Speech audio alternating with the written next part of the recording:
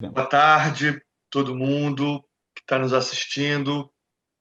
É uma honra para mim estar abrindo aqui esse terceiro simpósio internacional Network Science, em parceria com o LaRoude, o IBICT, o professor Joaquim Fialho, lá de Portugal, que nos honra com essa parceria.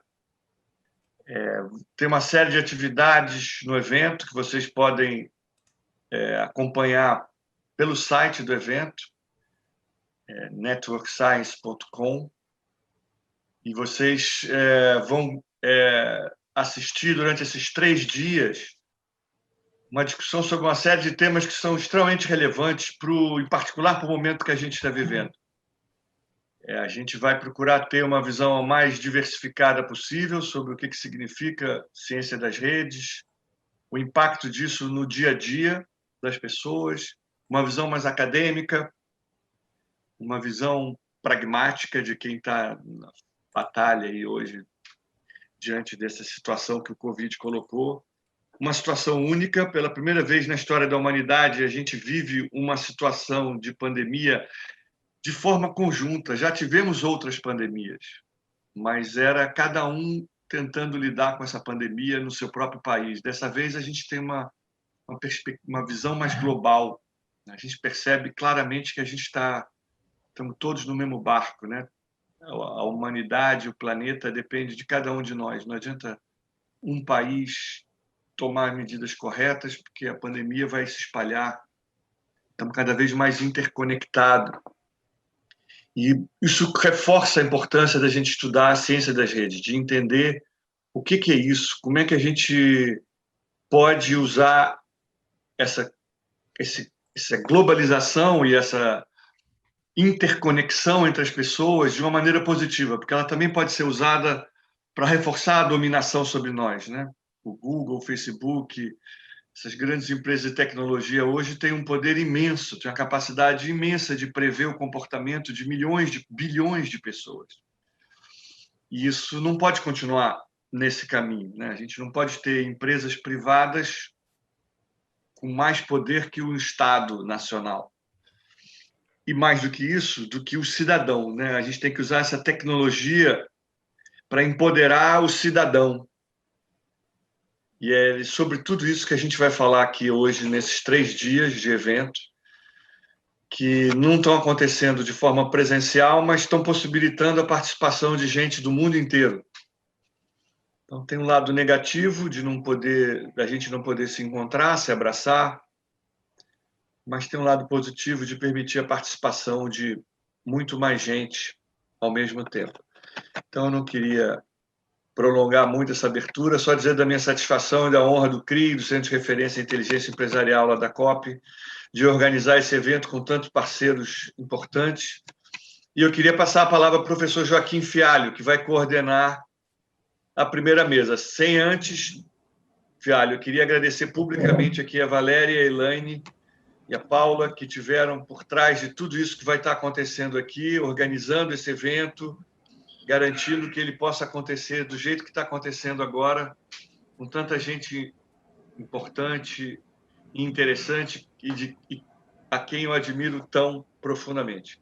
Então, Fialho, é um prazer passar a bola para você e sucesso aí para todo mundo, para todos nós nesse evento. Um grande abraço, amigo. Obrigado, Marcos, pelas tuas palavras. O prazer é todo meu. É a minha segunda participação neste simpósio.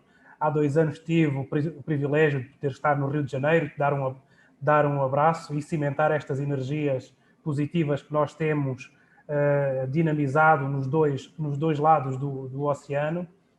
É um prazer também estar aqui a moderar e é também um prazer imenso saber que o CIMSS é hoje um evento de referência no mundo das redes. E isso muito se deve àquilo que tem sido o trabalho do CRI e, em particular, ao teu empenho, ao da Valéria, da Paula, da Elane, a organizar um evento desta dimensão que, não sendo presencial, à distância, permite-nos também chegar mais longe. E essa é uma primeira nota que eu queria deixar aqui. Por outro lado, Quero também cumprimentar os colegas que vão aqui dinamizar este painel, os colegas a Inês, a Maria Antónia e o Breno, colegas e amigos desta jornada.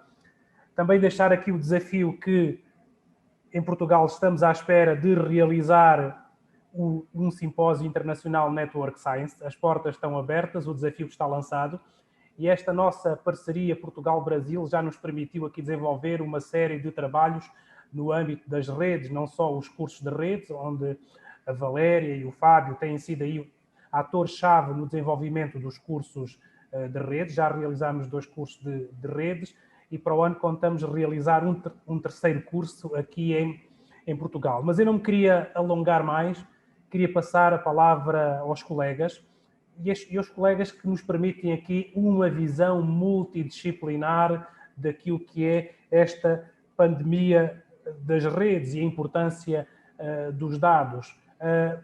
Quando Castells falava aqui há uns anos, a sociedade em rede era talvez para alguns de nós uma novidade nos discursos, sobretudo das ciências sociais. E hoje a sociedade das redes transformou-se na sociedade das redes. E é para falarmos de redes que hoje temos aqui 3 colegas de visões multidisciplinares, colega Portugal, a colega Inês, que saúdo, a colega Maria Antónia de Madrid, que também saúda, a Inês que está em Lisboa, e mais lá para o interior do Brasil, o meu amigo Breno Fontes, que é sempre um prazer também revê-lo. Por isso, eu, sem me querer alongar muito mais, passava a palavra para a Inês que é investigadora do CLICIS e também do CIES, do ISCTE aqui em Lisboa. A Inês e um grupo de colegas realizaram um estudo que eu já tive a oportunidade de ler, que é muito, muito pertinente e faz uma abordagem muito, digamos, uma abordagem multidisciplinar sobre as redes e as relações sociais e coloca, digamos, uma expressão que nós utilizamos aqui em Portugal, que é o colocar a mão na massa, ou seja, a intervenção social. E esta perspectiva, esta abordagem mais prática das redes, ou seja, a intervenção social em tempo de pandemia, é o desafio que eu trago para a Inês para os próximos 20 minutos e, terminando, agradecendo à Inês o facto de ter disponibilizado, à Inês e ao colega Duarte Vilar e toda a sua equipa, o nosso muito obrigado. Aliás, o CLICIS e a Universidade de Lusíada são parceiros na organização do Simpósio Internacional Network Science, que é um orgulho também muito grande Portugal estar aqui com uma linha consolidada no mundo das redes. Por isso, Inês, passo-te a palavra, 20 minutos. Olá, boa tarde. Aproveito também o momento para cumprimentar todos que estão à distância. De facto, este evento permite-nos ter um contacto muito mais global e plural, ou seja, há limitações que também são oportunidades. Por isso, em primeiro lugar, fazer este cumprimento geral, quer aos colegas de painel, quer também a quem nos está a assistir e dizer que é com muita satisfação que me junto a vocês neste terceiro Simpósio Internacional Network Science. Se me permitem, eu vou partilhar uma apresentação que preparei, até porque, como foi referido, muitos dos conteúdos, dos dados e das evidências que venho trazer aqui hoje a este painel são também fruto de um estudo que quis ilustrar e, por isso, trazer também aqui estes diapositivos para orientar esta apresentação que denominei Redes e Relações Sociais, Desafios à Intervenção Social em Tempos de Pandemia. Deixo também o meu e-mail aqui no início e novamente no slide final, caso tenham interesse depois em ter acesso ao relatório, ele está num domínio público, podem pedir que eu farei questão de vos fazer chegar o relatório do estudo. Mas antes de começar propriamente com os dados do estudo, queria só começar a refletir sobre este tema falando do mundo em que vivemos. Porque não podemos falar, de facto, do que se está a passar sem termos em consideração que estamos a viver num mundo global que efetivamente nos dá uma ideia de proximidades entre pessoas, entre organizações, culturas, economias e sociedades em geral, e que estas relações não são uma mera ilusão. Efetivamente, os rápidos avanços das tecnologias e dos meios de comunicação encurtaram distâncias, e alargaram as redes de influência, tornando o impossível mais próximo, mais perto do nosso alcance, e permitindo efetivamente uma maior ligação entre pessoas, organizações e territórios. Aliás, o facto de nos encontrarmos aqui hoje, neste evento online, é uma prova dessa mesma realidade e dessa mesma proximidade. Então, hoje estamos mais próximos e o acesso é mais plural. Mas será assim para todos? A resposta certamente é que não. Porque, embora o mundo tenha evoluído num sentido que nos permite ter uma maior estabilidade social, nas quais a evolução nos campos da ciência e da tecnologia foram fundamentais para nos dar até mais qualidade de vida, também não podemos certamente ignorar que nem todos estamos a ter acesso aos mesmos benefícios e aos mesmos direitos. Quer seja como consequência da acentuada ou das acentuadas desigualdades sociais, quer seja pela ausência ou limitação de uma real igualdade de oportunidades para todos. Então, o mundo em que vivemos faz-nos também pensar na emergência e contingência do presente, sem esquecer, obviamente, os seus impactos futuros. Assim, teremos cada um de nós, nas nossas áreas científicas, como profissionais, como cidadãos, teremos de continuar a preparar-nos para responder às exigências que a pandemia nos trouxe. Atualmente vivemos um período de emergência social que nos obriga a repensar formas de atuação perante as dificuldades acrescidas do contexto, que elevam a necessidade de intervir de forma a evitar a fragilização dos direitos fundamentais. Não nos podemos também esquecer que, com o surgimento da Covid-19, tem-se verificado um agravamento dos problemas sociais e que colocam em causa a garantia do bem-estar social. Não nos podemos esquecer que este período de contingência marca um momento de privação da liberdade e da alteração do cotidiano global e que obrigou mesmo os mais resistentes a encontrarem formas de ultrapassar as limitações que todos enfrentamos. E com isto encontramos também novos desafios de natureza científica, ética e política, na encruzilhada certamente de dilemas que emergem de um cenário de grande pressão, também marcado por uma recente crise internacional, mas ainda mais fragilizado por uma pandemia que nos leva a refletir e agir sobre uma nova e desconhecida realidade. E para termos tal missão de efetivamente conseguir superar e responder às exigências desta pandemia, teremos de estar munidos por dados e evidências, para que efetivamente agirmos de forma consciente e informada. E aqui, uma vez mais, a pressão do contexto impele-nos, por um lado, a ter uma capacidade analítica e crítica de uma realidade marcada por problemas sociais complexos e, por outro lado, exige de todos nós uma capacidade de resposta rápida, eficaz e sensata às mudanças do meio ambiente, às crises e às questões do desenvolvimento social e humano. E neste sentido, e procurando também partilhar alguns dados, evidências e conclusões, trouxe aqui alguns resultados de um estudo realizado por uma equipa de investigadores do CLICIS, composta por mim e também pelos meus colegas Júlia Cardoso e Duarte Vilar, duas assistentes sociais e um sociólogo, investigadores em serviço social e intervenção social, e este estudo procurou identificar os desafios, mas também as boas práticas de intervenção social que emergem em contextos de incerteza e risco social.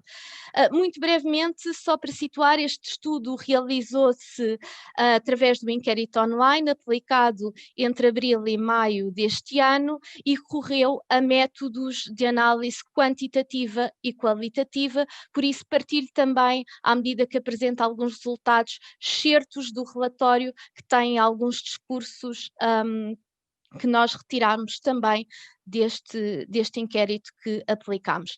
O inquérito foi dirigido a assistentes sociais a exercer a profissão durante a pandemia, considerando que os assistentes sociais, enquanto profissionais na linha da frente, têm uma visão e uma percepção privilegiada de onde os efeitos da pandemia teriam implicações mais duras, tanto do ponto de vista económico como do ponto de vista social. Uma breve caracterização da amostra permite-nos identificar que a maioria dos participantes neste estudo foram do sexo feminino, são do sexo feminino, sendo, aliás, representativo da profissão. No que se refere à distribuição por escalão etário, a maioria dos participantes tinha idade compreendida entre os 35 e os 40 anos, 76,8% exerce a profissão há mais de 10 anos, sendo a média de exercício profissional aproximadamente de 16 anos, uma experiência profissional também significativa dos participantes neste estudo, e 61,3% dos participantes exerce funções em organizações do setor privado não lucrativo e 35% no setor público, central e local, e os restantes no setor privado lucrativo.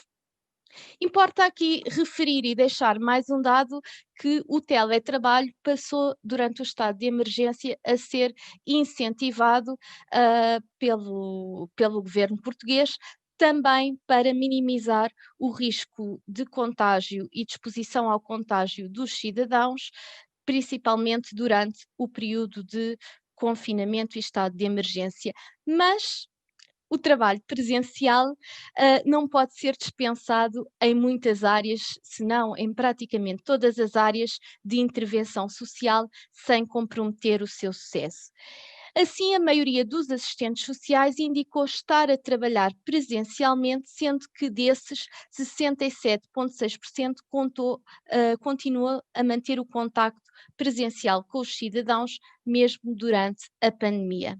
Estes dados são importantes para conseguirmos salientar de facto a centralidade e relevância do funcionamento, manutenção e promoção das redes e relações sociais nos domínios da intervenção social, até porque o confinamento e as medidas restritivas a que todos fomos obrigados potenciou o isolamento social, as vulnerabilidades sociais, tornando ainda mais frágeis os setores da sociedade que vivem em situação de maior precariedade ao nível do emprego, dos rendimentos, das condições habitacionais e de saúde.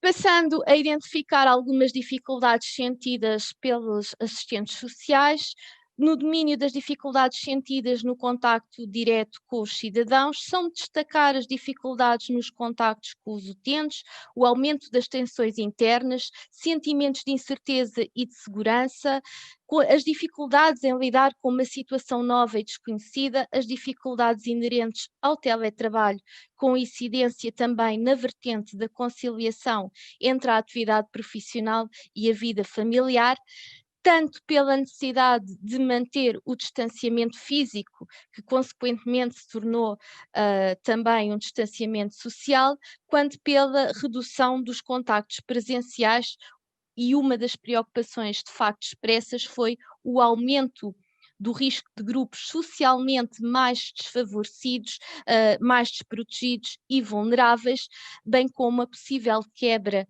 da confiança e proximidade na relação com os profissionais. Quanto às dificuldades especificamente sentidas no trabalho em rede e na relação de parcerias, 13,7% dos assistentes sociais considerou que houve um enfraquecimento na articulação em rede e parceria por falta de meios para a realização de contactos entre as instituições e serviços. Esta dificuldade é também atribuída à ausência de informação e ao encerramento do funcionamento de alguns serviços e respostas sociais, assim como pelos seus profissionais estarem em teletrabalho. teletrabalho. No entanto, a destacar também que a intervenção na área de situações de risco e emergência social que exigiu dos profissionais grande esforço de adaptação e a adoção de medidas de atuação adequadas a um contexto que exponenciou as fragilidades vividas pelos cidadãos. No entanto, face a estas dificuldades, foram também encontradas, ativadas medidas práticas e metodologias de intervenção utilizadas para ultrapassar as dificuldades sentidas pelos assistentes sociais durante a pandemia Covid-19 e com mais de 20% das respostas, nós destacamos aqui nesta apresentação 4 categorias, aquelas que tiveram mais expressividade. Na categoria Gestão de Recursos Humanos, entre as medidas e práticas identificadas, destaca-se a reestruturação das equipas e a organização do funcionamento das equipas em equipas espelho, as práticas de gestão de stress, o reforço na partilha das normas oficiais, nomeadamente das orientações da Direção-Geral de Saúde para a implementação dos planos de contingência e o uso de meios de proteção individual. Também se enquadram aqui medidas de reforço na comunicação entre equipas e métodos de articulação interdisciplinar. Já no que se refere à categoria parcerias e trabalho em rede, como eu tinha dito anteriormente, a fraca articulação em rede tinha sido mencionada como uma dificuldade sentida, mas foram encontradas algumas soluções para ultrapassar estas limitações, nomeadamente através da articulação e partilhas de estratégias com outros assistentes sociais e outros grupos profissionais, a articulação com parceiros sociais locais e uma maior articulação quer com as redes informais, quer com os próprios serviços da segurança social. Relativamente à categoria reconfiguração das modalidades de intervenção, num período marcado efetivamente por este distanciamento físico, o contexto de intervenção fica marcado também por uma maior integração das novas tecnologias digitais de informação e comunicação, no aumento e utilização de linhas de apoio telefónico, na realização de atividades específicas de apoio às famílias e acompanhamento a crianças e jovens, e aqui só contextualizar que em Portugal, durante o estado de emergência, os estabelecimentos de ensino foram encerrados durante esse período, voltando só a retomar agora em setembro, no início deste novo ano letivo, as suas atividades presenciais, e também aqui assinalar outros projetos inovadores de trabalho colaborativo. Por fim, quanto à categoria gestão de casos, os assistentes sociais referiram que houve um reforço na monitorização e acompanhamento dos casos e nos atendimentos, quer via telefone, quer online, dando-se maior atenção e prioridade aos casos urgentes ou de maior gravidade.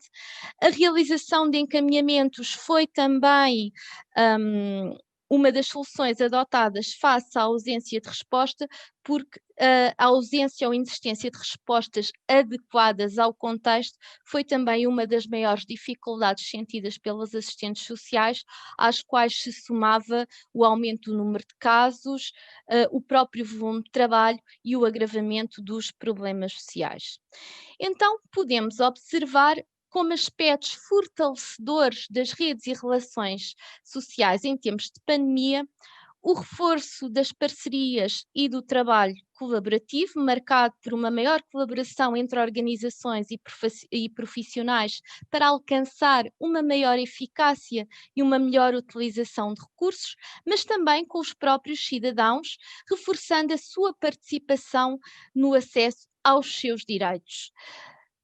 Um segundo aspecto, a reconfiguração dos modelos de resposta, procurando gerir os recursos disponíveis para atingir os objetivos de intervenção, ajustando e adequando estratégias ao contexto, nomeadamente na procura da desburocratização de processos e a simplificação de procedimentos para os cidadãos. e também a destacar como aspecto fortalecedor a utilização de redes digitais e do trabalho digital, reconfigurando-se os locais e as modalidades de trabalho pela maior necessidade de reduzir os contactos presenciais sem romper com o contacto direto com os cidadãos, utilizando assim e criando canais de comunicação e ligações digitais flexíveis entre organizações, profissionais e os próprios cidadãos. E deste modo, conclui-se então que houve um forte empenho e compromisso dos profissionais e das organizações para combater os efeitos da pandemia, bem como uma intervenção social centrada em proteger os cidadãos neste duro e exigente momento que a humanidade está a atravessar. Posto tudo isto, cabe-nos então pensar e trazer aqui também à discussão, ao debate, à reflexão, quais os desafios da intervenção social durante a pandemia e também pós-pandemia, ou seja, pensar no presente, mas também a olhar para o futuro. A partir dos testemunhos recolhidos, pôde concluir-se que, embora se tenham feito progressos relevantes na constituição, na construção de parcerias, quer a nível local, quer a nível intersetorial, existe ainda um caminho a fazer no fortalecimento e aperfeiçoamento destas redes colaborativas. Outro aspecto remete para a criatividade e capacidade de resposta dos assistentes sociais, não podia deixar de registar este dado, para manterem em níveis adequados de resposta ao cidadão. E assim como uma necessidade identificada para o futuro, a necessidade de se combinarem e desenvolverem metodologias de contacto presencial combinadas então com a utilização de tecnologias de informação e comunicação que facilitem não só o contacto com os cidadãos, mas também o fortalecimento das próprias plataformas colaborativas. O estudo revelou também a importância da equipa, do trabalho em equipa e da gestão de casos com recurso a práticas regulares de intervenção integrada, articulada e em rede, sendo que as mudanças a concretizar exigem também maior e mais efetiva articulação interinstitucional, intersetorial e o reforço das parcerias locais. Se por um lado é necessário então os profissionais, as equipas, as instituições se ajustarem as suas estratégias, também se revela urgente que o Estado reconfigure um modelo de respostas sociais e de apoio aos cidadãos. Estou já também a terminar, só mais 2 desafios e passo a palavra. Mas esta ideia é muito importante, que a responsabilidade não é só das equipas, não é só dos profissionais, é também do Estado, de facto, em reconfigurar e modernizar para que os cidadãos possam, de facto, ter serviços públicos e não serviços que os estigmatizem. E, por isso, não podia deixar de dizer que é também um desafio apostar no reforço das relações humanas e na humanização dos serviços que não podem violar os princípios de autodeterminação, dignidade e autonomia das pessoas e das famílias e também valorizar os seus profissionais para que possam exercer as suas funções e o seu compromisso na intervenção social com a devida qualidade, mas também com o devido reconhecimento. E o último desafio que quero apresentar, que também foi conclusão do nosso estudo, a importância da desburocratização da proteção social e o uso de meios tecnológicos que agilizem a comunicação entre os cidadãos, os profissionais e os serviços. E falar que o teletrabalho foi de facto um ótimo instrumento de trabalho, mas que na intervenção social tem que ser mais uma ferramenta, mais um instrumento e que não se pode substituir de facto, muito menos na intervenção dos assistentes sociais, ao contacto presencial e à proximidade com os cidadãos. Já estou no limite do meu tempo, vou só finalizar dizendo que estes foram de facto alguns dados e evidências que trouxemos aqui a debate e que procuram, ao fim e ao cabo, contribuir para esta missão e de salvaguardar o interesse público, de contribuir para melhores políticas públicas que nos permitam agir com o conhecimento e a ciência do nosso lado. Muito obrigada e peço desculpa se ultrapassei algum minuto. Mesmo em cima da hora, muito obrigado, Inês, esta visão sobre aquilo que é a intervenção em Portugal na primeira linha, neste que foi uma profunda alteração nos nossos modos de vida, mas nos modos de vida não nos podemos esquecer daqueles que estavam mais frágeis, que precisavam da intervenção do serviço social. E foi essa explanação que aqui nos foi trazida pela Inês, que é a intervenção de primeira linha, ou seja, a intervenção social numa perspectiva de uma rede, mas uma rede que não se pode fazer à distância, se tem que fazer no face-to-face, e foi de facto um trabalho muito interessante, este que recomendamos a leitura. Mas não me vou alongar em comentários, passava também a bola ou a palavra para a colega Maria Antónia, que está em Madrid, que nos vai também trazer algumas evidências pandémicas da Social Network Analysis, um trabalho que a colega desenvolveu conjuntamente com outros colegas em Espanha, que nos traz aqui também uma visão complementar àquilo que é o trabalho da intervenção, o trabalho em rede, que nos vai trazer aqui a perspectiva globalizante na voz da Maria Antónia. Passa a palavra. Obrigada, Joaquim. Eu vou comenzar minha participación pidiendo disculpas por no conseguirme expresar no Brasil. Quero transmitir minha gratidão por preferir una palestra no simposio internacional de Network Science, obrada per la iniciativa do Centro de Referencia e Inteligencia Empresarial da Universidade Federal do Rio de Janeiro e do Laboratorio en Rede de Humanidades Digitais. Muito obrigada. Los orígenes del Social Network Analysis, desde luego debemos de remontarlos, por supuesto, a la aportación del filósofo francés Auguste Comte y, al posterior trabajo datado a principios del siglo XX por el filólogo y sociólogo alemán Georg Simmel y posteriormente en los años más o menos de la década de los 40 del siglo también XX, pues a toda la propuesta que hizo Jacob Levi Moreno como psicólogo, educador y psiquiatra. Mi palestra va a tratar de dar evidencia en relación a un efecto pandémico del uso del Social Network Analysis. Actualmente se define pandemia desde una perspectiva global como el adjetivo que que es relativo a una enfermedad epidémica y que se va a extender por muchos países y que además ataca a muchos individuos de una localidad o una región. Es un fenómeno global, por supuesto, y últimamente todos nosotros estamos demasiado habituados a utilizar este término.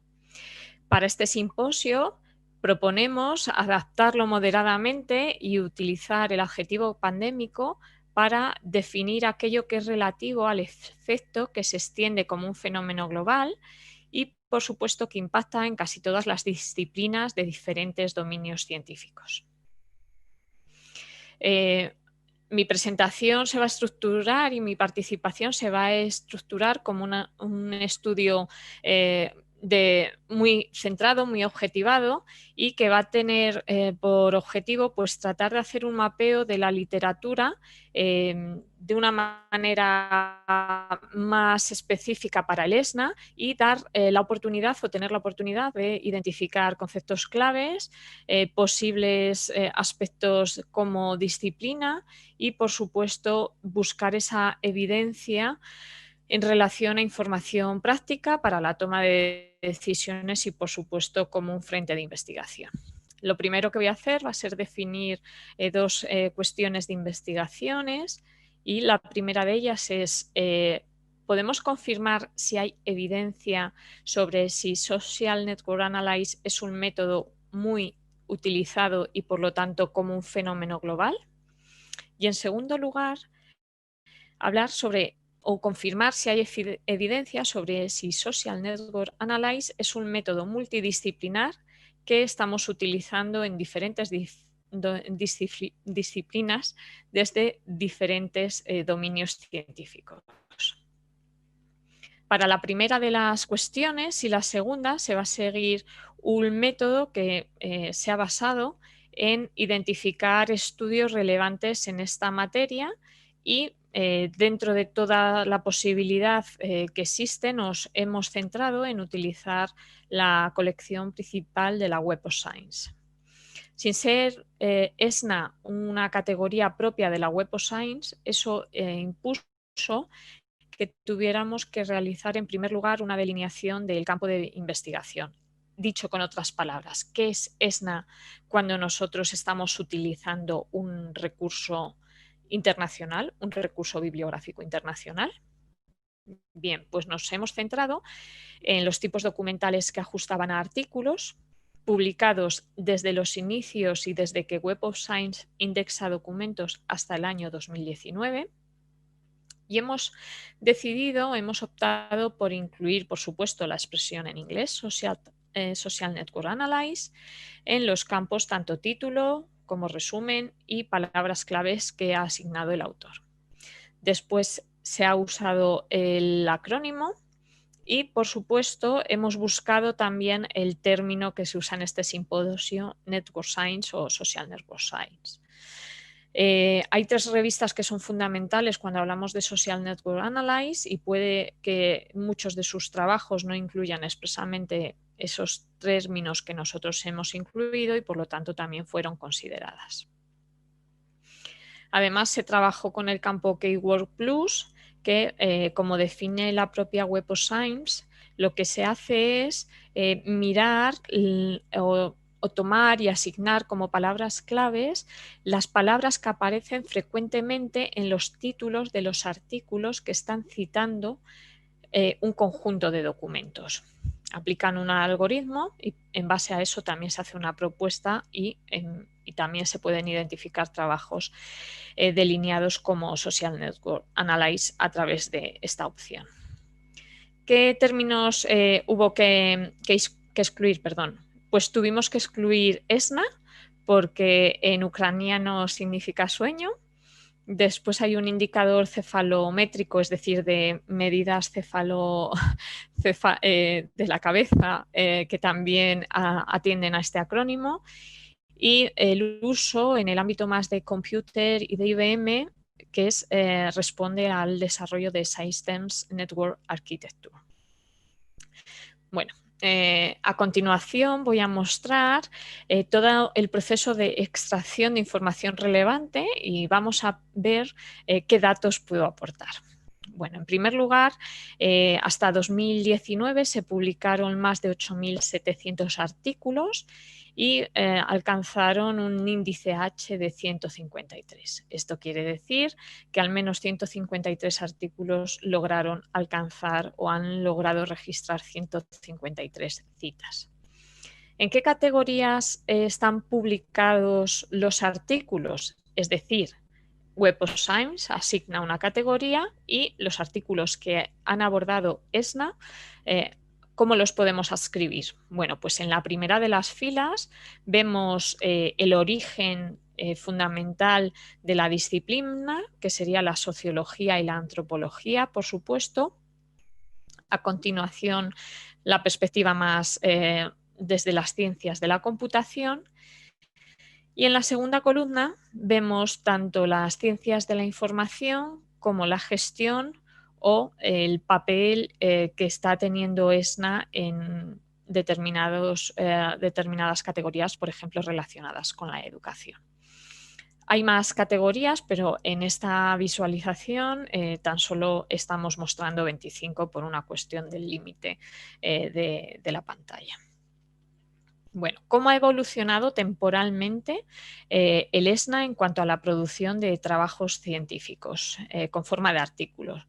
Pues como se puede ver en la imagen, hay una etapa inicial donde la publicación es muy residual, está muy pegada a una producción próxima a menos de 50 trabajos y vemos que eso se extiende hasta el año 2004.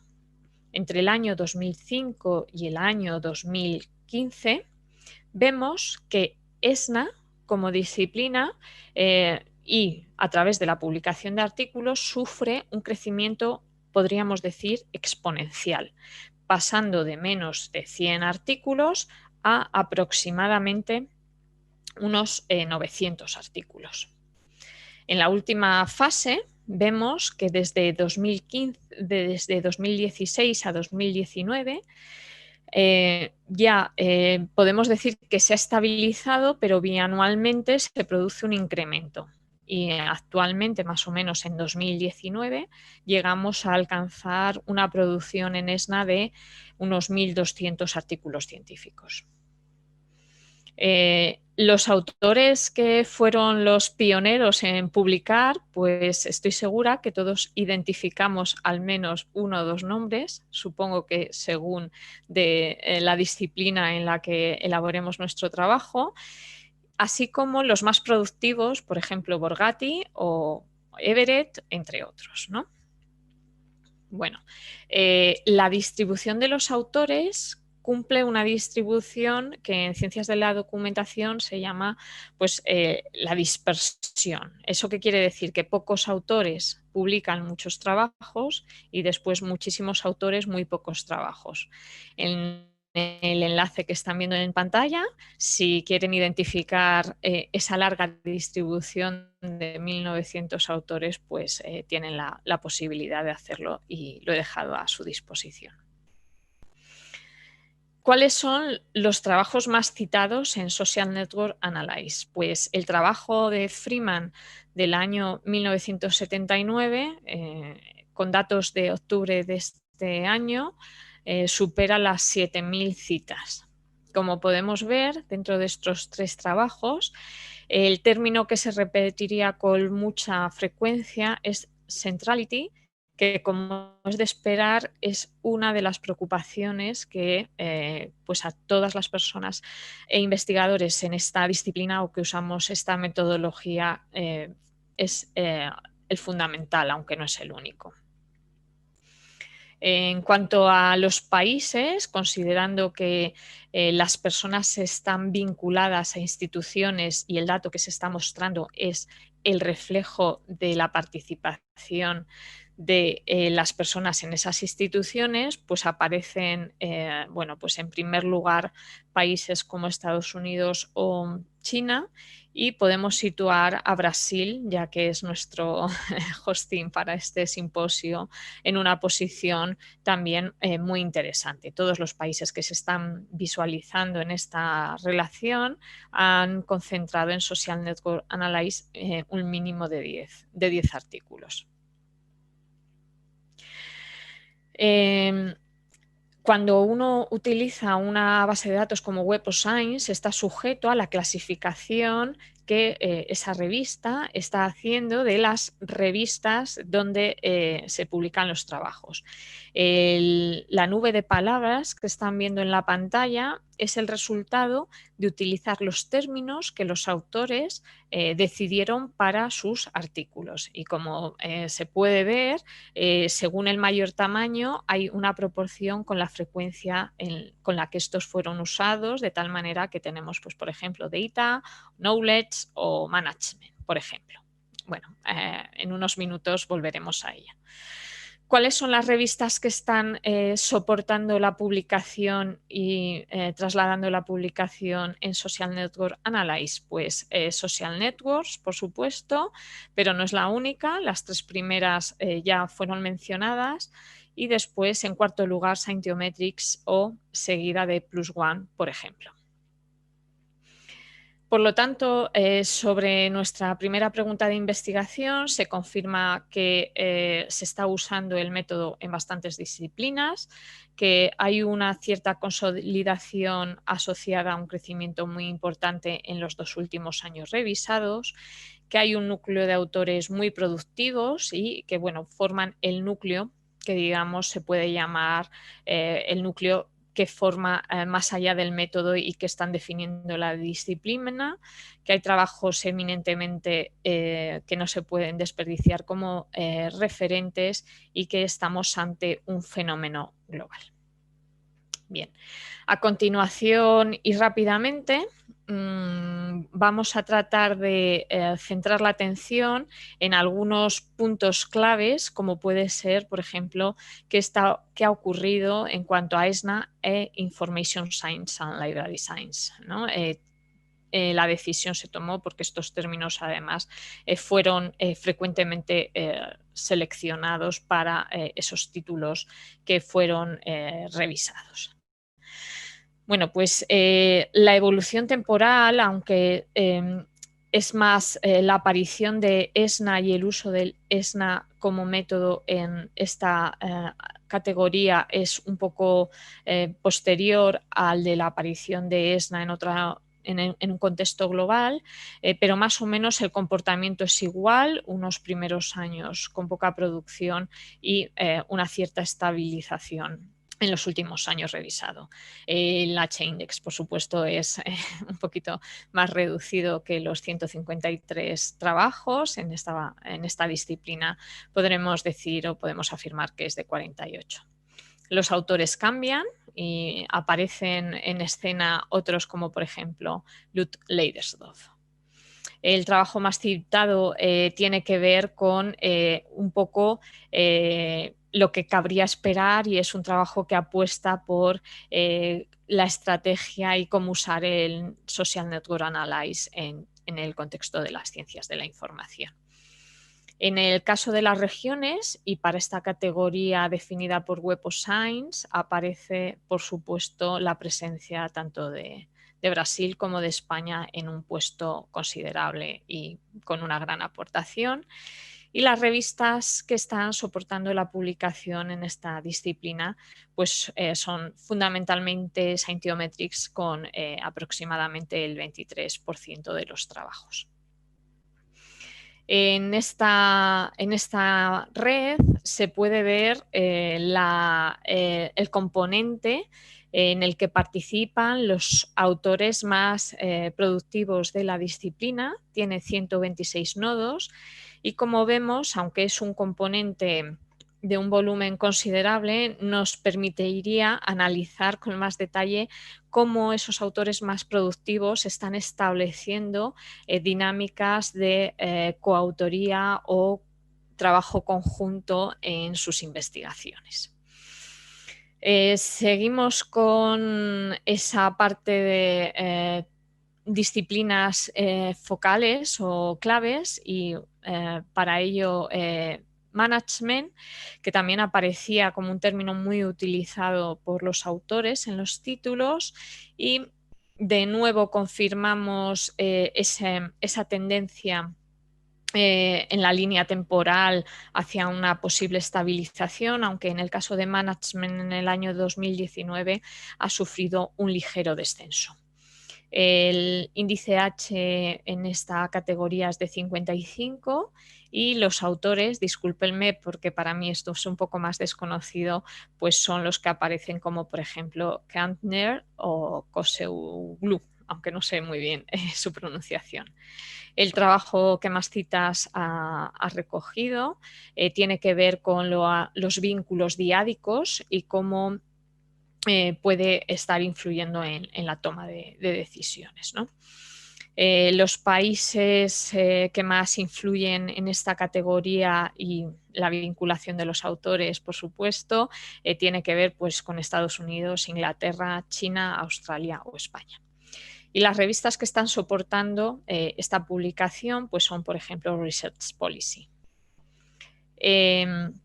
El componente principal, que como define Hahnemann, es aquel componente de una red que tiene un número importante de componentes y que no está muy conectada entre sí, pero es el más grande y por lo tanto nos puede dar una muestra de un poco cuál es la parte de coautorías más conectada.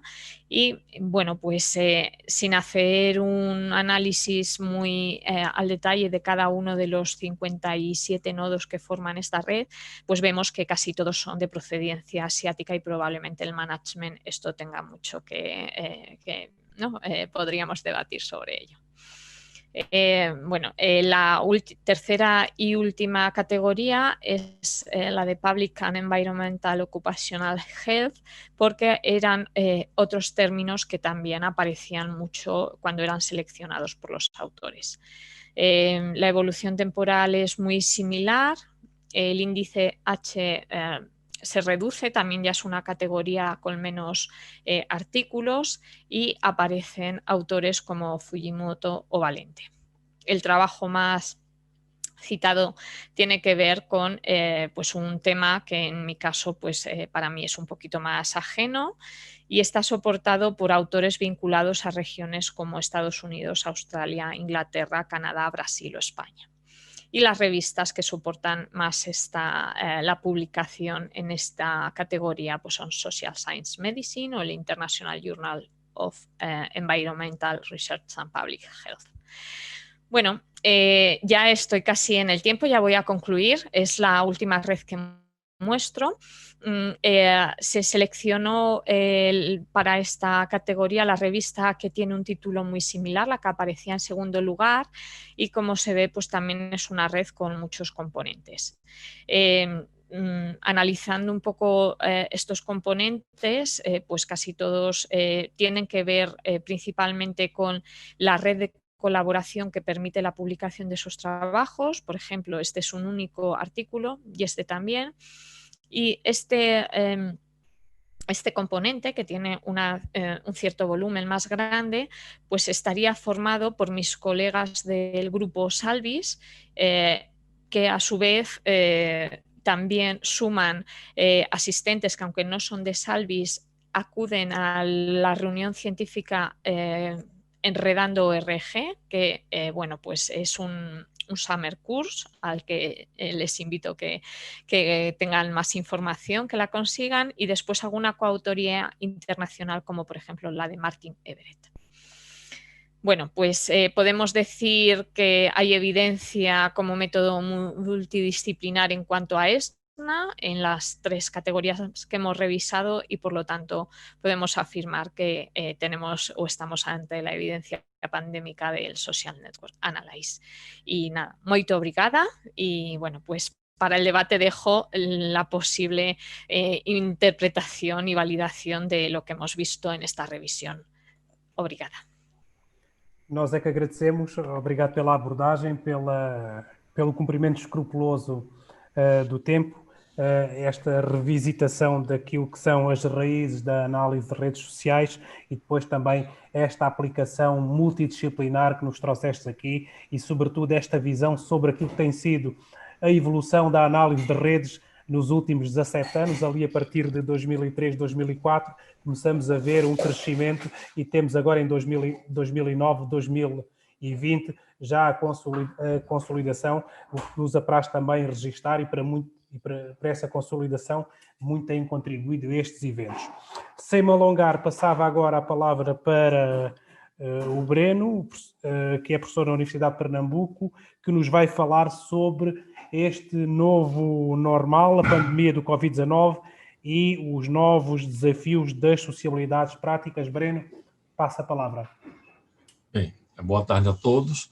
Primeiro eu queria agradecer a Joaquim, né, a Marcos, pelo convite, né, na participação deste evento. E de uma maneira ou de outra, pontuar minha fala em um campo bastante mais restrito, né? Primeiro ponto, né? E segundo ponto, não é uma fala derivada de uma pesquisa direta empírica, né? Na verdade, são reflexões que me surgem, né, a partir de toda uma série de leituras da realidade, tanto voltando ao campo, né, das pesquisas diversas que fiz na área, principalmente saúde, né, e como também vivendo a pandemia. Então, aqui no Brasil, a gente fala no chamado novo normal, né? E essa pandemia da Covid sugeriria que, a partir de agora, a gente não teria mais aquele tipo de vida que a gente tinha antes, né? Seria a primeira questão. E a segunda questão é que esse novo normal, para nós que somos sociólogos, né, remetem a sociabilidades.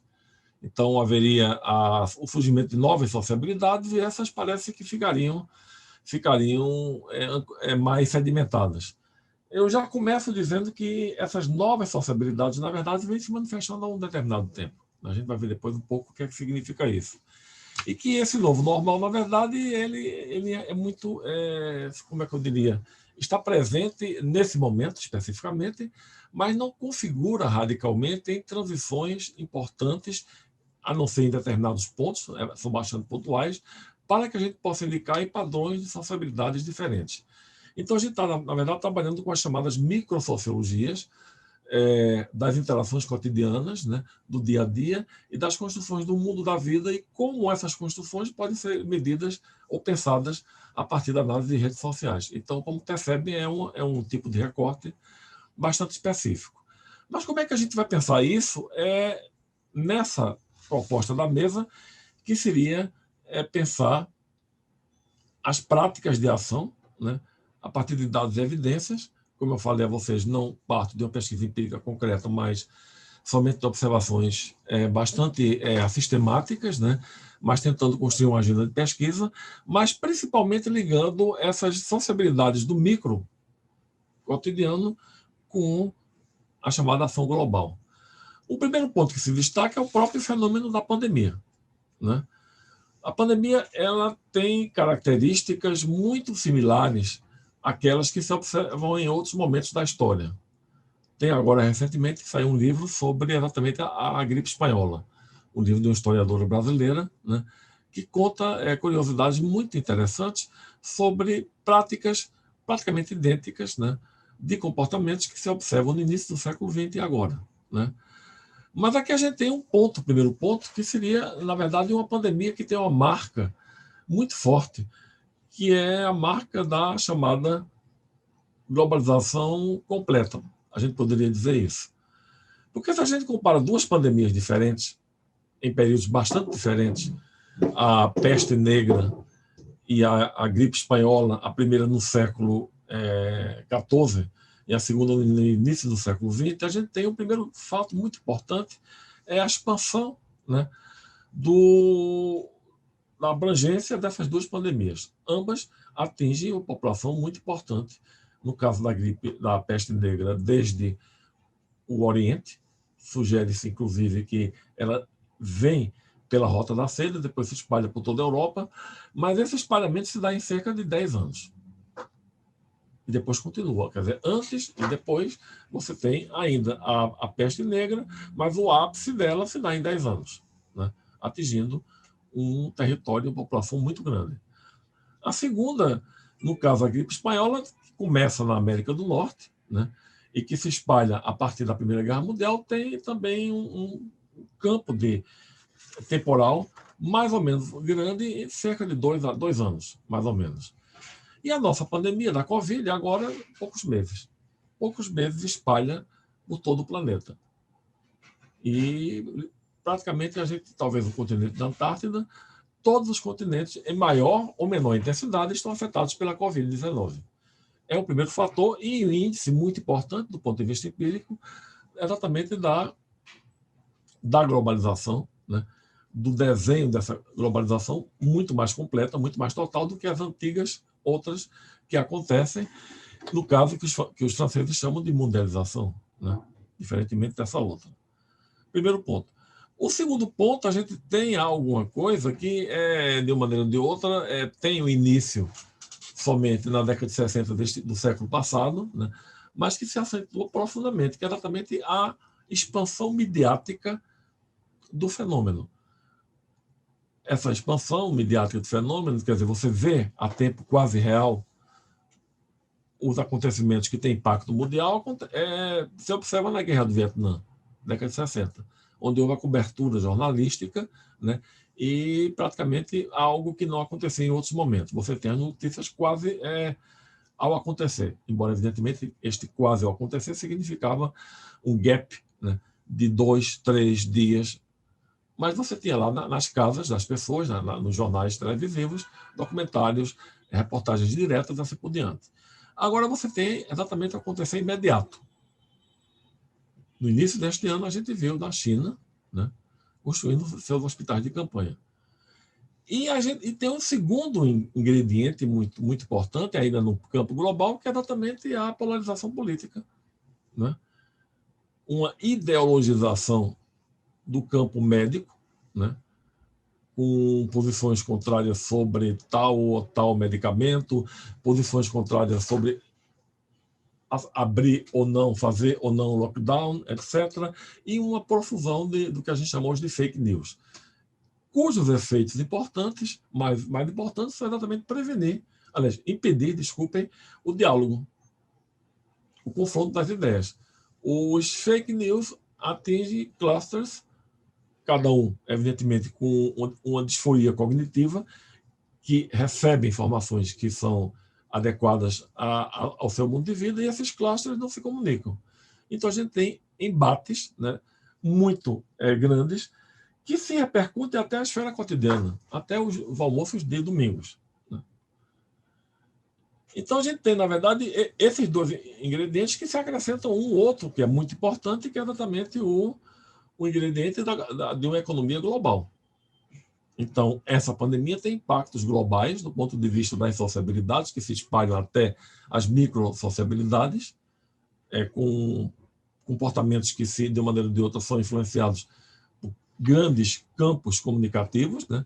Mas também do ponto de vista da economia, dos empregos, né?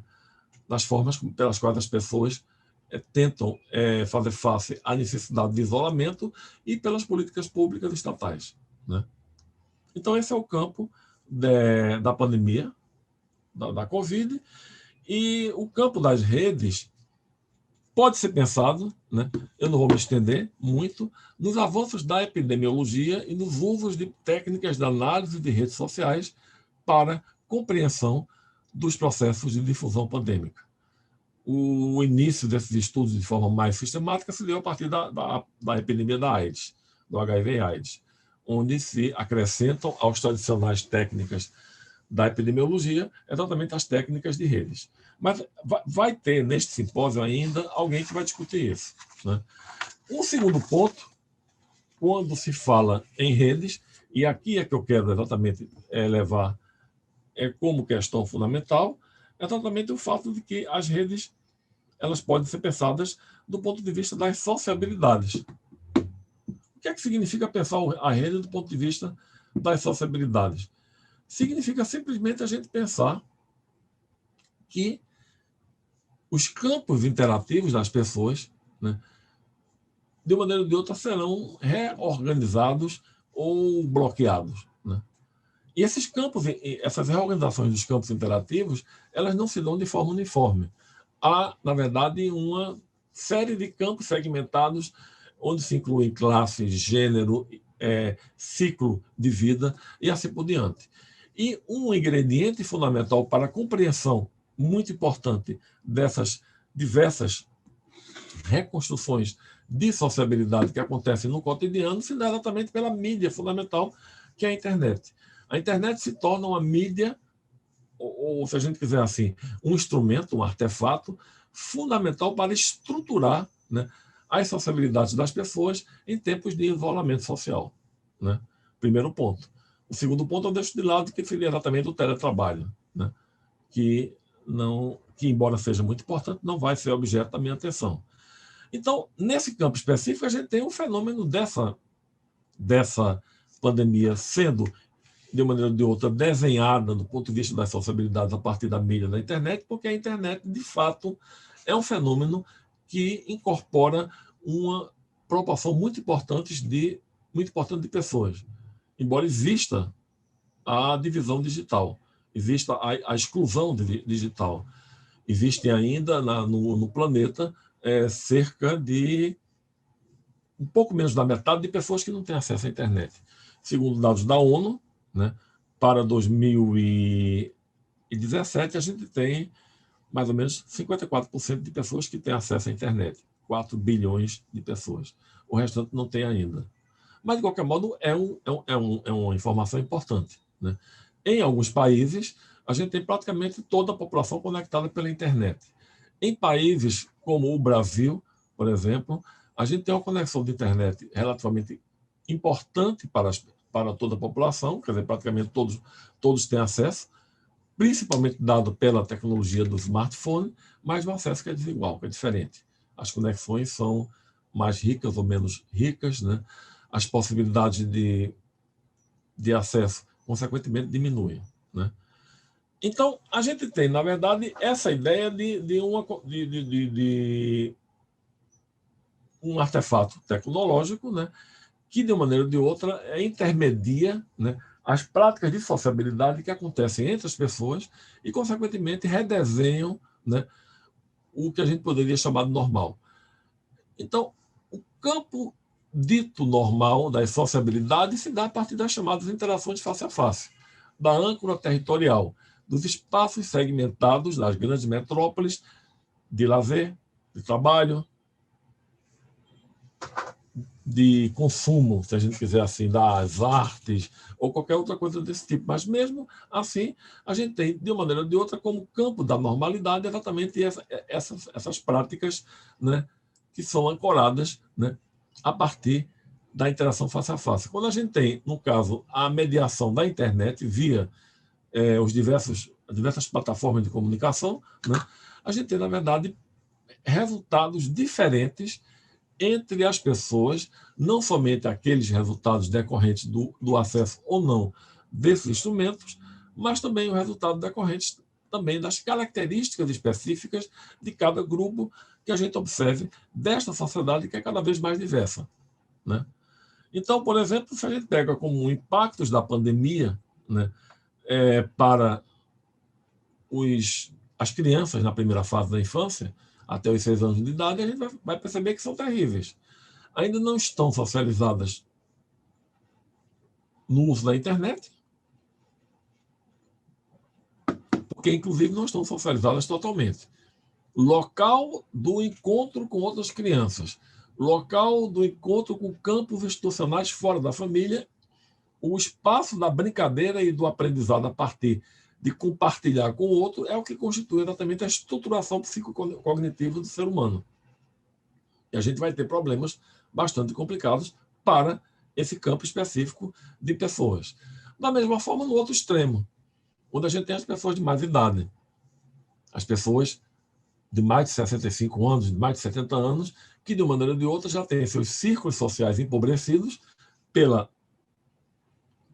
se a gente quiser assim, pela retirada do mundo do trabalho, de uma maneira ou de outra, pela diminuição do núcleo familiar original, os filhos vão embora, provavelmente um dos cônjuges também desaparece, né? E esse empobrecimento dos laços, ele de uma maneira ou de outra, é mitigado pelos contatos, né, face a face, dos que, embora não morem ou não estejam juntos cotidianamente, se reúnem, né, e interagem também de forma direta. O uso das ferramentas de mediação, embora sejam, poderia mitigar esse fato, dá pelo problema exatamente da exclusão digital, da dificuldade das pessoas acessarem, né, essas ferramentas. E assim por diante, a gente tem, na verdade, vários campos, né, onde as sociabilidades são cortadas, né? Seria um ponto importante. Agora, outro ponto importante também, isso eu passo de uma observação muito direta, né, de que as práticas de sociabilidade, mesmo aquelas construídas a partir da mediação pela internet, mas aquelas ancoradas em laços, se a gente quiser assim, que se estabelecem no território, são um importante vetor para o controle da epidemia. Então, se fala muito hoje em testagem, se fala muito hoje, eventualmente, se por acaso acontecer daqui a pouco a vacinação em massa, se fala dos recursos tecnológicos para o manejo da doença, mas não se fala exatamente das práticas, se a gente quiser assim, da prevenção e da promoção, né, da saúde, que são fundamentalmente ancoradas na atenção básica. E a atenção básica significa uma capilaridade reticular importante, onde, de uma maneira ou de outra, os profissionais de saúde interagem diretamente com grupos, né, que estão inseridos na comunidade. E muito mais ainda, a coparticipação desses profissionais de saúde e os grupos organizados da comunidade permitem, de uma maneira ou de outra, um manejo eficiente da epidemia. O que aconteceu, por exemplo, com a epidemia da AIDS no Brasil. A chave do sucesso da epidemia da AIDS foi exatamente essa ação conjunta dos grupos da atenção básica e dos grupos comunitários e associativos dos diversos territórios espalhados pelo país. E é bom lembrar, para o nosso caso especificamente, o Brasil, que a gente tem uma das mais importantes redes de atenção básica do planeta. A gente tem uma capilaridade do ponto de vista de atingimento de praticamente todo o território muito, muito grande, né? O que significa, objetivamente, que a gente teria como instrumento potente para o controle da epidemia exatamente técnicas de manejo de redes sociais. Redes sociais que visam exatamente, se a gente quiser assim, a partir do rastreamento das práticas de sociabilidades que se verificam no território, estruturar, né, políticas de promoção de saúde, de controle e de manejo da epidemia. Então, como a gente percebe, a gente tem, na verdade, dois campos, né, que não estão, de forma alguma, excludentes nesse caso específico, que é o campo do global, né? Então, é uma pandemia, tem impactos globais, inclusive do ponto de vista geopolítico, a gente está vendo agora o impacto das vacinas, né, das decisões sobre o uso de diversas vacinas e uma divisão que se localiza muito mais além da política pública de saúde para entrar no campo da geopolítica mundial propriamente, até exatamente o território. O território das pequenas sociabilidades, das chamadas microsociabilidades, onde as redes familiares, a rede de vizinhança, as redes comunitárias podem, efetivamente, em associação com exatamente esse conjunto gigantesco de profissionais que atuam na unidade de saúde da família, promover, né, uma prática que, com certeza, teria uma eficácia bastante importante. E é o que está, de uma maneira ou de outra, acontecendo em diversas partes do país, né? Fundamentalmente, não são os hospitais de campanha, não são os centros de média e alta complexidade que vão dar conta desta pandemia. O mais fundamental, exatamente, são essas práticas diretamente ligadas, né, à construção, né, de processos ou protocolos, né, mais simples, mas muito mais eficazes. Então, somente para concluir, o que é que eu diria, né? Primeiro, esta pandemia, né, tem características, né, como a gente viu, que impactam o planeta de forma global, mais desigual, diferente, né?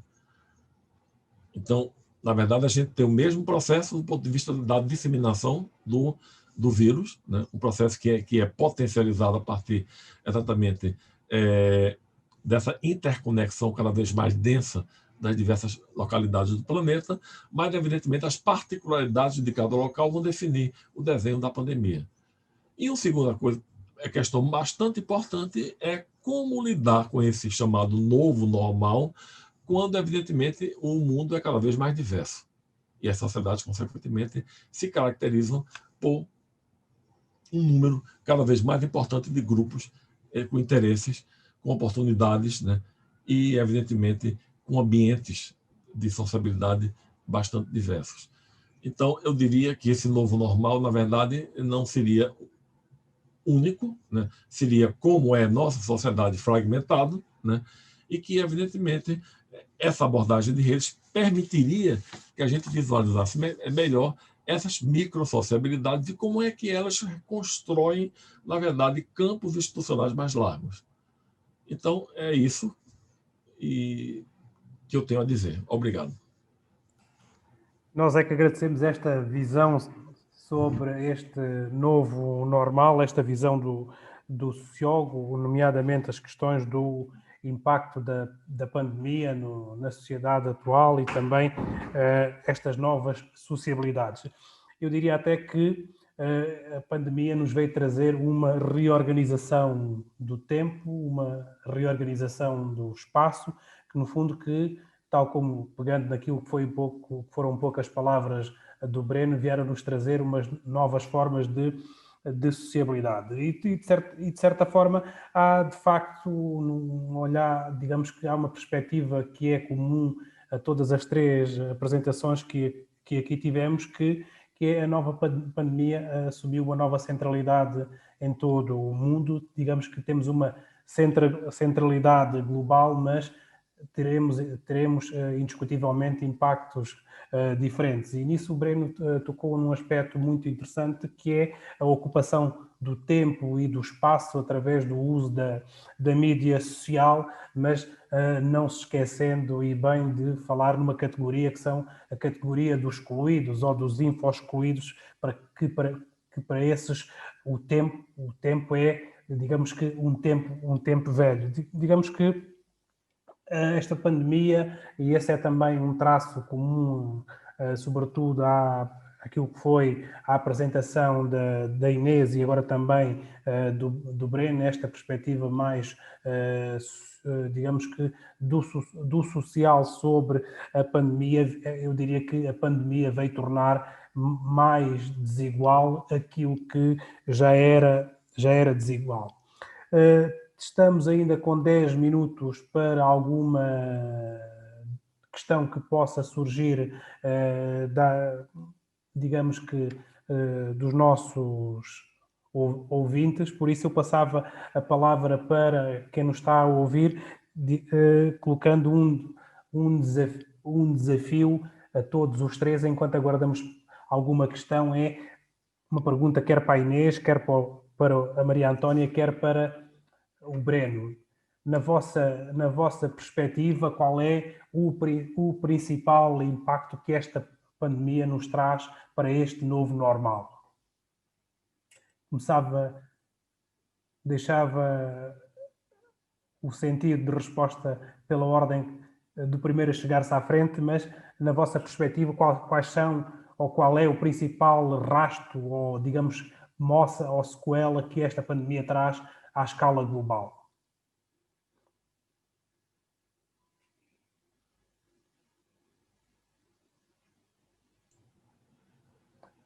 Breno.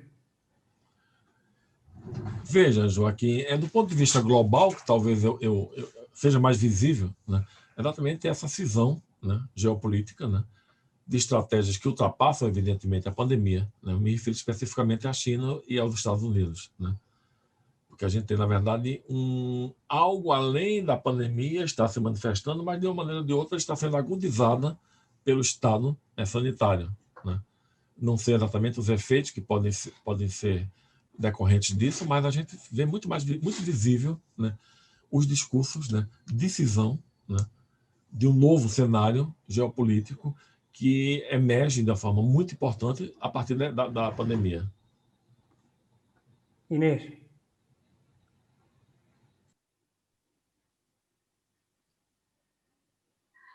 Bem, de facto, eu terei que puxar a minha área, que é o serviço social, e basear-me naquilo também que os dados e as evidências nos trazem. Certamente outras áreas poderiam trazer outros impactos, mas o maior impacto que eu de facto verifico a nível global é o acentuar das desigualdades sociais.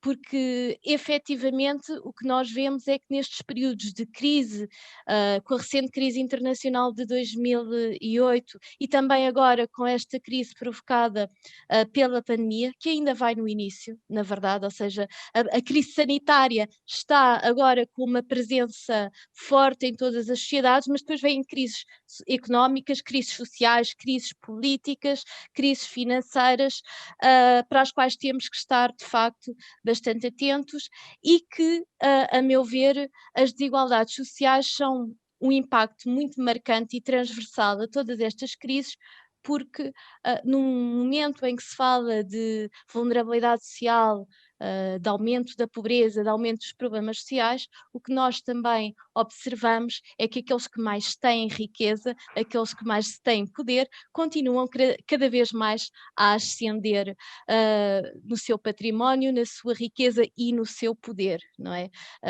Que também é importante termos isso presente. Por isso, e com base na minha formação, eu diria que as desigualdades sociais vão ser o maior impacto porque vão ser fortemente agudizadas durante este período e nos períodos pós-pandemia também.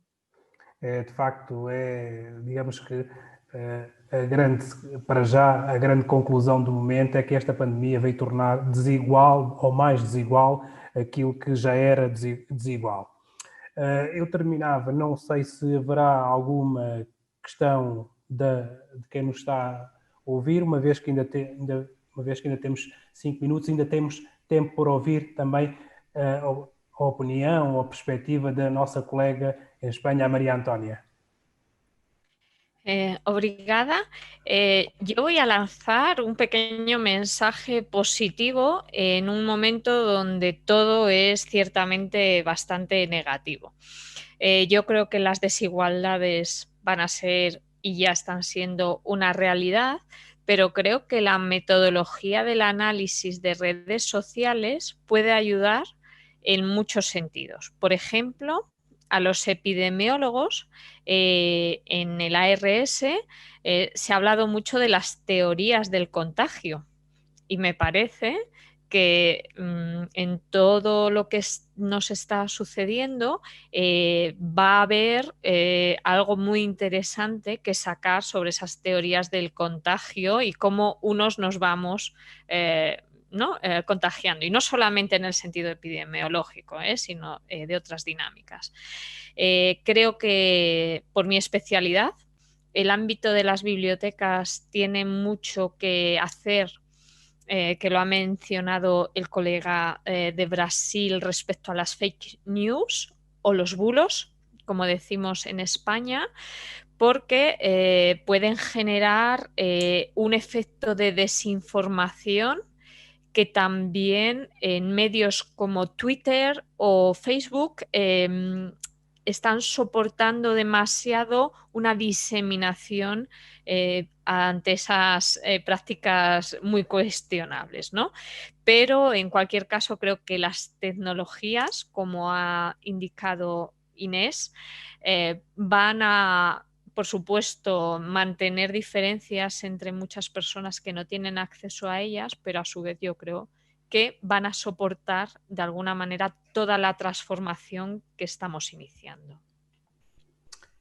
E começava e terminava por aí, por toda esta transformação que nós estamos a viver, ou seja, que a pandemia nos trouxe este novo normal não só no Brasil, mas também aqui em Portugal, também em Espanha, eu diria até o novo normal global que nós estamos vivendo, que ainda agora está a começar. Não podemos ainda fazer uma avaliação total dos impactos, mas aquilo que já é possível constatar face a este período que já vivemos e o longo caminho que ainda vamos para atravessar é que este novo normal veio, de certa forma, tornar evidente aquilo que já era frágil, ou seja, tornar mais frágil aquilo que já era frágil, tornar mais diria, desigual aquilo que já era desigual e, no fundo, este impacto que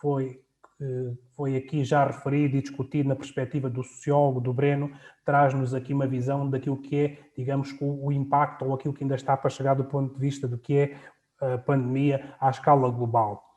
Mas digamos que essa perspectiva daquilo que é o impacto da pandemia foi também aqui, de certa forma, muito bem refletido daquilo que são os profissionais que estão na primeira linha da intervenção social, e essa intervenção que a Inês nos trouxe de profissionais da primeira linha e que, de certa forma, têm atenuado, e isso é inquestionável, tornaram menos acentuada a pandemia, que são os assistentes sociais que em Portugal estiveram na primeira linha da intervenção social, fizeram e continuam a fazer com que essa pandemia, sendo uma pandemia, tenha um impacto não tão grande na população, porque o seu trabalho de primeira linha em Portugal tem sido excepcional. Agora que estamos a viver uma nova segunda vaga de contágio, eles continuam na linha da frente e queria aqui também reforçar essa questão que foi aqui trazida à coação pela Inês, que é a intervenção social de primeira linha, ou as redes de intervenção social, sejam elas formais ou informais, que se foram estruturando por força da pandemia. E terminava também com uma referência àquilo que foi, digamos que, o trabalho que aqui trouxe a colega Maria Antónia, da Universidade Complutense de Madrid, que nos trouxe aqui, digamos que, o contributo da Social Network Analysis para aquilo que é os trabalhos não só na área das bibliotecas, mas que podem ser extensivos a outras áreas, e trouxe-nos aqui também, para quem agora está a começar a trabalhar análise de redes sociais, aquilo que são as principais referências no âmbito da análise de redes sociais, e Espanha e o Brasil têm tido aqui, ao longo dos últimos anos, um papel muito significativo no que é aquele crescimento que foi aqui apresentado da análise de redes sociais, sobretudo fazer aqui também justa homenagem ao professor José Luís Molina em Barcelona, que tem sido, digamos, um impulsionador da análise de redes sociais em Espanha, nomeadamente em Barcelona, e também em Madrid, o professor Narciso Pissarro, que são duas das referências aqui ao lado no mundo da análise de redes sociais. E digamos que estas três intervenções trouxeram-nos aqui, para além de uma visão multidisciplinar, não deixa de ser uma visão complementar sobre aquilo que é, de certa forma, o mundo das redes, e terminava com aquilo que foi o título deste nosso painel: Pandemia das redes, dados e evidências. Foram aqui deixadas as evidências e foram também aqui deixadas práticas e reflexões sobre as práticas. Termino agradecendo aos colegas Inês, ao Breno e à Maria Antónia a disponibilidade para participarem nesta reflexão. Foi muito enriquecedor, as suas três visões divergentes e simultaneamente complementares, pode parecer um contrassenso, e agradecer também à organização, ao Marcos e à Valéria, a possibilidade que me deram também de poder mediar esta hora e meia de discussão em torno da pandemia das redes. A todos, muito obrigado e bom trabalho.